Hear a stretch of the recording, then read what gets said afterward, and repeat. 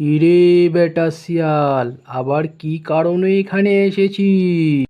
বাঘমামা, এত রাগ করছো তুমি কেন গো?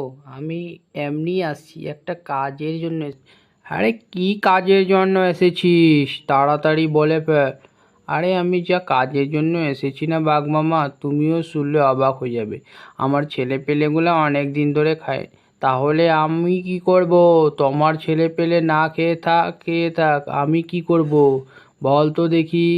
আমি কি কর আমি না শিকারে যেতে চাই, তুমি রাখবে গো আমার বাচ্চা দুটোকে? আচ্ছা ঠিক আছে, তোর বাচ্চা দুটোকে রাখবো। যা তুই এখান থেকে। তারপর শিয়াল কিন্তু সেখান থেকে চলে যায় শিকার করতে। শিয়াল শিকার করতে যাওয়ায় বাঘ মামা মনে মনে খুশি হতে থাকে এবং মনে মনে বলতে থাকে, আরে একটি বাচ্চাকে এর খেয়ে ফেলি। একটি বাচ্চাকে যদি খেয়ে ফেলি তাহলে ভরতেও পারবে না। তারপর বাঘ শিয়ালের একটি বাচ্চাকে খেয়ে ফেলে। খেয়ে ফেলায় তার আরেকটি বাচ্চা থাকে। তখন শিয়াল সেখান থেকে চলে এসেছে। বাঘ মামা, আমার আরেকটি বাচ্চা কোথায় গো, দেখতে পাচ্ছি না। আরে তোর একটি বাচ্চা মানে তোর পিছন পিছনেই তো গিয়েছিল। তুই তো তোর পিছনে পিছনে নিয়ে গিয়েছিলি আর একটি বাচ্চাকে রেখে গেছিস। মিথ্যে বলছিস কেন? আমি আগেই জানতাম তোমার কোনো মকসদ ছিল আমাকে ফাঁসানোর। আরে বাঘ মামা, এত মিথ্যা বলছো কেন গো? আমার বাচ্চা তো তোমার কাছে। আরে বাচ্চা তোমার কাছে মানে তোর পিছন পিছন গেছিল, তুই নিয়ে গেছিস, আবার মিথ্যা বলছিস? যা এখান থেকে একটি বাচ্চাকে নিয়ে। আবার মিথ্যে কথা বলে। এর জন্যই বলে বাঘের কাছে বাচ্চা রাখতে নেই। যাক, একটি বাচ্চা খেয়েছো, একটি বাচ্চা তো কপালে ছিল। না আসলে মনে হয় তুমি এই বাচ্চাটাকেও খেয়ে ফেলতিস, তাই না বাঘ মামা? ঠিক আছে। তখন বাঘ সেখান থেকে মন খারাপ করে চলে যেতে থাকে বনের দিকে, এবং বনে গিয়ে এক কোণায় গিয়ে ভাবতে থাকে, কী জন্যই যে আমি বাচ্চাটাকে বাঘের কাছে রেখে এসেছিলাম। তখন হঠাৎ সেদিক থেকে ছাগল বন্ধু আসে।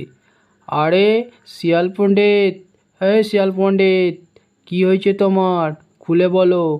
আরে আমি না বাঘের কাছে একটি বাচ্চা রাখতে দিয়েছিলাম, কিন্তু জানো গো, সে আমার একটি বাচ্চাকে মনে হয় খেয়ে ফেলেছে। আর সে বলছে এখন আমার কাছে একটি বাচ্চা আমার সাথে গিয়েছিল, কিন্তু আমি তো কোনো বাচ্চা নিয়ে যাইনি।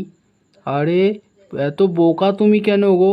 আরে আমার সামনেই তো তোমার বাচ্চা তো খেয়ে ফেলেছিল, আমি তো দেখেছিলাম।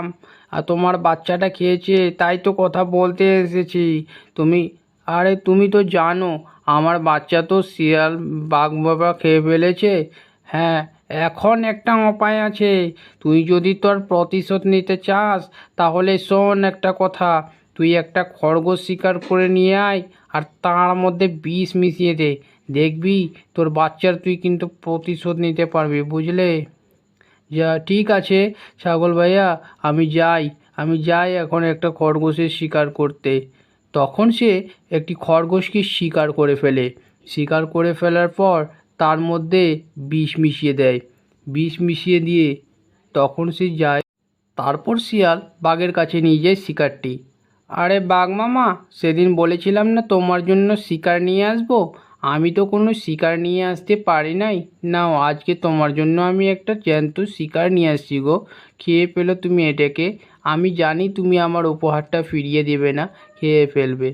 তখন বাঘ কোনো কথা চিন্তা করতে করতে সে তার উপহারটিকে অ্যাকসেপ্ট করে নেয় এবং বলে, ঠিক আছে, যেহেতু তুমি এত করে বলেছো, আর তো শিকার ফিরিয়ে দেওয়া যায় না। যাক, আমার ভাগ্যে যা ছিল তাই আমার খাওয়ার হয়ে গেল। তখন বাঘ খাবারটি খেতেই খেতেই যন্ত্রণা হতে থাকে গলায়। তখন সে বুঝতে পারে তাতে বিষ মেশানো ছিল। আরে তুই কি করলি এটা? আর যা, কি করলাম, এবার নে বোঝ আমার।